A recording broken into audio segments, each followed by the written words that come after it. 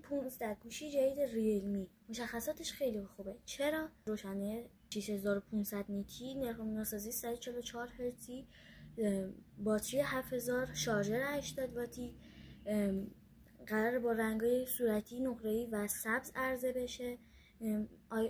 IP69 داره که مقاوم در برابر فشار شدید و دمای بالای آبه. دوربین 50 مگاپیکسلی داره که به نسبت خودش خیلی خوبه.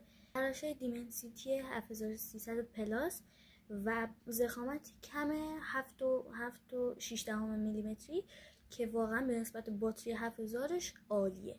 اگر قصد خرید گوشی دارید میتونه گوشی خوبی باشه براتون، برای اینکه قیمتش کم خواهد بود و واقعا مشخصاتش عالیه.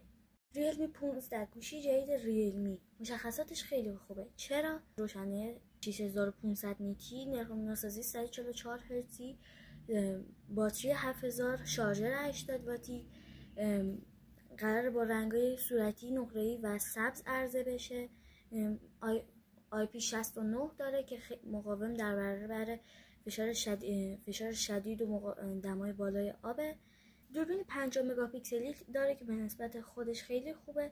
تراشه دیمنسیتی 7300 پلاس و ضخامت کم 7.6 میلیمتری که واقعا به نسبت باتری 7000ش عالیه.